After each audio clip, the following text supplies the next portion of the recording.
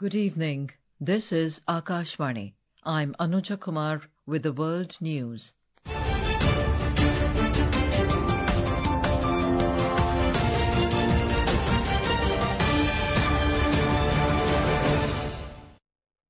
The headlines.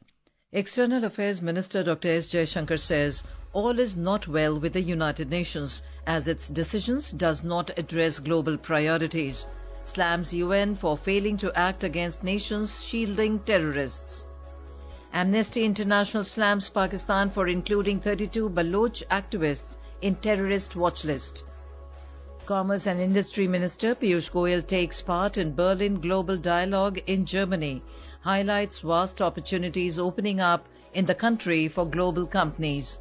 And Veer Bhadu scripts history by winning India's first ever medal, a bronze in mixed martial arts at Asian Youth Games in Bahrain. And now the news in detail. External Affairs Minister Dr. S. Jaishankar today said all is not well with the United Nations and its decision-making neither reflects its membership nor addresses global priorities. The minister was speaking in New Delhi at the release of a commemorative postage stamp on 80 years of the United Nations.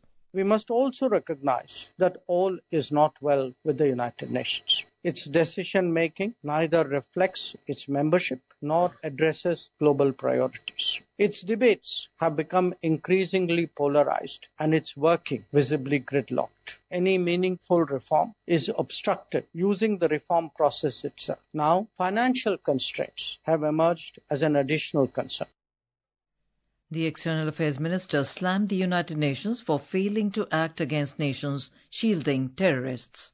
How to sustain the UN even while seeking its reinvention is clearly a major challenge before all of us. Few examples are more telling about the challenges facing the UN than its response to terrorism. When a sitting Security Council member openly protects the very organization that claims responsibility for the barbaric terror attack such as at Pahalgam, what does it do to the credibility of multilateralism? Similarly, if victims and perpetrators of terrorism are equated in the name of global strategy, Dr. S. Jaishankar asserted that commitment to multilateralism must remain strong and the United Nations must be supported. 80th anniversary is a significant milestone for any institution. On UN Day, I would like to reiterate India's commitment to the ideals of peace and security, as well as development and progress. India has always been and will continue to be a strong votary of the United Nations and indeed of multilateralism. The Amnesty International has denounced the Pakistan government for including 32 individuals in its terrorist watch list, mentioning leading Baloch right defenders in the list. The Balochistan Post reported that the move has been described as a serious violation of due process and basic freedoms. According to the Balochistan Post, Amnesty's Deputy Regional Director for South Asia, Baburam Pant said, listing peaceful Baloch activists including Sahiba Baloch, Samideen Baloch, Shali Assa, Naz Gul and Sayyid Bibi Sharif as terrorists without any legal recourse undermines their fundamental rights to liberty, privacy and movement. The global rights body said it has repeatedly raised concerns over Pakistan's sweeping anti-terrorism laws that fail to comply with international human rights norms. Days after recent border clashes with Pakistan, Afghanistan's Taliban-led administration today announced plans to begin construction of dams over the Kunar River. This is a key waterway that flows into Pakistan's northwestern region. The move by the Afghans is expected to restrict the water flow in Pakistan. In a social media post, the Deputy Information and Culture Minister for Publication of Afghanistan, Muhajir Farahi, said that the order was given by Taliban Supreme Leader Hibatullah Akhundzada and instructed authorities to start work on the project as soon as possible. This is Akashvani giving you the world news. For quick news updates round the clock, follow us on X handle at AIR News Alerts. And for details of these stories and more, log on to our website www.newsoneir.gov.in and download the News on EIR app. Commerce and Industry Minister Piyush Goyal today participated at the third edition of Berlin Global Dialogue in Berlin, Germany. In a social media post, Mr. Goyal said India continues to view its trade partnerships through the lens of long-term and mutual growth. The minister also highlighted the vast opportunities opening up in the country for global companies. The minister also met with German CEOs at the Business Leaders Roundtable in Berlin. Mr. Goyal reiterated that the supportive policy ecosystem fostering innovation and entrepreneurship continues to make the country one of the most attractive investment destinations globally.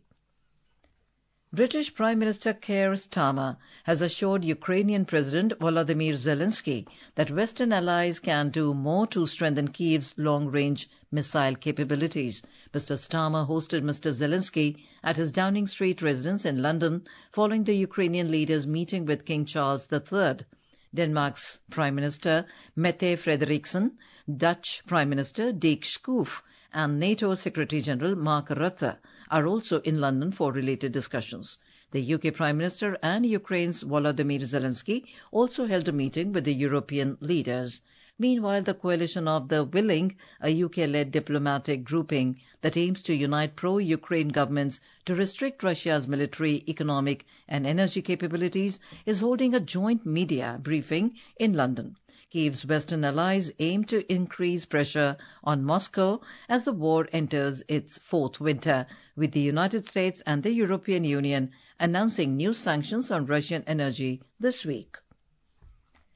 South Korea's Unification Minister Chung Dong-young today called on the leaders of North Korea and the United States not to miss a golden opportunity for having a dialogue during the Asia-Pacific Economic Cooperation APEC summit in South Korea. The APEC summit is scheduled to be held in the city of Gwangju from 31st of this month. U.S. President Donald Trump will visit South Korea for the APEC gathering. Meanwhile, the White House has confirmed that President Trump will meet with his Chinese counterpart Xi Jinping ahead of a major regional economic summit being held in South Korea next week. The meeting will take place amid escalating trade tensions between the world's two largest economies. The World Health Organization in the Western Pacific has raised alarm over sharp increases in HIV cases in the Philippines, Fiji, and Papua New Guinea, citing threats to national and regional security. At a regional meeting in Fiji recently, health ministers and partners noted Fiji's infections have risen tenfold in a decade, the Philippines sixfold since 2010, and Papua New Guinea recently declared a national HIV crisis. Key drivers include injectable drug use and gaps in prevention, testing and treatment. World Polio Day is being observed today. On the occasion, Health and Family Welfare Minister J.P. Nadda in a social media post highlighted India's remarkable journey in eliminating polio through unwavering national efforts and strong public participation. India won 2 bronze medals today at the Asian Youth Games in Bahrain. Indian athlete Veer Bhadu scripted history by winning the first ever medal for the country, a bronze in mixed martial arts. Palash Mandal won a bronze medal in the boys' 5,000-meter walk race. With this, India took their medal tally to 12 at the event with 2 gold, 3 silver and 7 bronze. In men's cricket, India will look to avoid a clean sweep defeat when they take the field for the third and final ODI against Australia in Sydney tomorrow. The match is scheduled to begin at 9 a.m. The hosts have sealed the series 2-0. The top-ranked Indian ODI side has now lost back-to-back matches after an 8-game winning streak. And now, before we close, here are the highlights of the bulletin. External Affairs Minister Dr. S. Jaishankar says all is not well with the United Nations as its decisions does not address global priorities, slams UN for failing to act against nations shielding terrorists.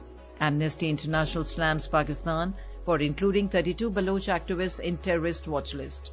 Commerce and Industry Minister Piyush Goyal takes part in Berlin Global Dialogue in Germany, highlights vast opportunities opening up in the country for global companies. And Veer Bhadu scripts history by winning India's first ever medal, a bronze in mixed martial arts at Asian Youth Games in Bahrain.